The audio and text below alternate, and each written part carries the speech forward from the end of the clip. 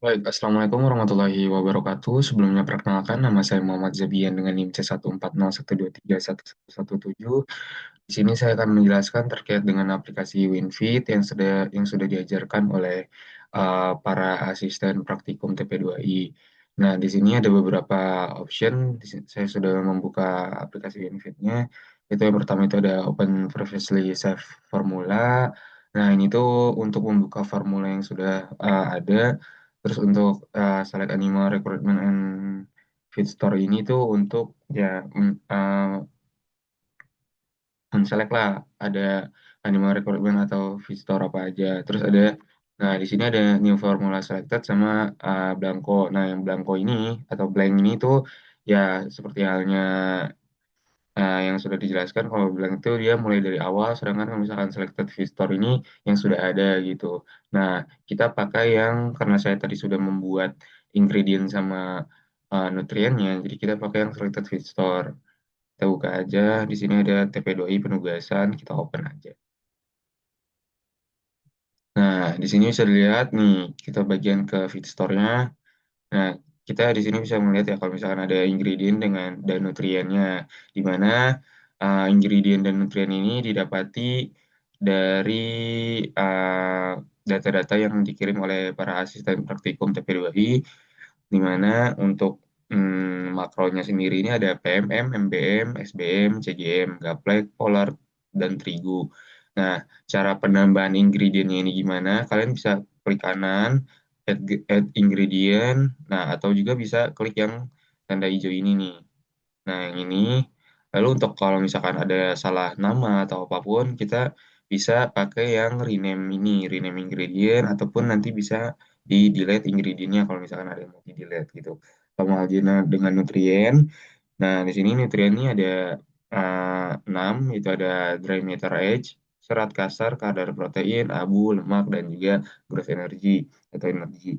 Nah, ini tuh nilai-nilai value-nya didapati dari mana? Itu dari data-data yang dikirim oleh sistem Praktikum.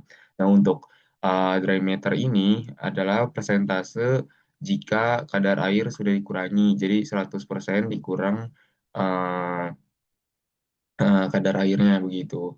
Makanya didapati hasil sekian 89,86, terus ada yang 90,57 dan lain-lain. Nah, untuk memasukkan value dari nutriennya ini harus di composition basisnya ini harus dry matter basis. Karena dia ini kan udah dry gitu. Jadi biar kalau misalkan kita pindahin ke sweet basis, nah angkanya pasti bakal berubah. Makanya harus di dry matter basis. Kalau misalkan kita masukin price-nya, itu tuh masukin price-nya tuh pakai yang sweet basis, jangan yang dry matter basis gitu. Nah,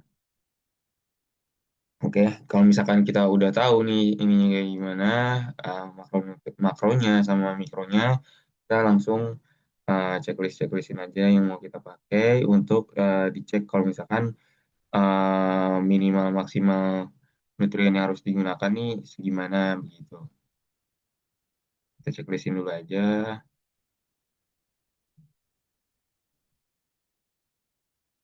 Oke, oke, kalau udah, ini nanti kalian tinggal masuk ke yang ini, oke, go back. Nah, sudah seperti ini, nanti dimasukin nih, yang perlu dimasukin terlebih dahulu tuh nilai minimal maksimal antara mikronutrien dengan kadar yang kadar nutrien yang mikroingredient yang mikroingredientnya ini minimal maksimalnya harus dimasukin karena dia udah nilai ketetapan yang tidak mempengaruhi protein, abu, lemak, dan serat kasar. Sedangkan kalau misalkan makro ingredient ini kan dia mempengaruhi ya antara semuanya ini, makanya kita harus tetapin dulu nih minimal maksimal dari nutrien yang ingin kita capai itu berapa. Sedangkan kalau misalkan mikronutrien ini tinggal masukin aja data-data yang sudah diberikan oleh asisten praktikum dan juga minimal maksimal yang dibutuhkan ini dari data-data asisten praktikum. Hasil yang didapat seperti ini. Oke, saya lanjut. Nah, setelah saya memasukkan minimal maksimal dari mikronutriennya, nih, misalkan dari mineral mixnya 0,2 minimalnya dan maksimalnya itu 0,2. Vitaminnya 0,2 dan maksimalnya juga 0,2. 0,2, metionin juga minimal maksimal 0,5, lalu lisin juga sama, dan PMC juga 0,2 minimal maksimalnya. Sedangkan untuk fish oil dan CPO dia minimalnya 1,7 dan maksimalnya itu tidak ada. Lalu untuk MCP yaitu satu untuk minimal maksimalnya dan Aquabase itu dua.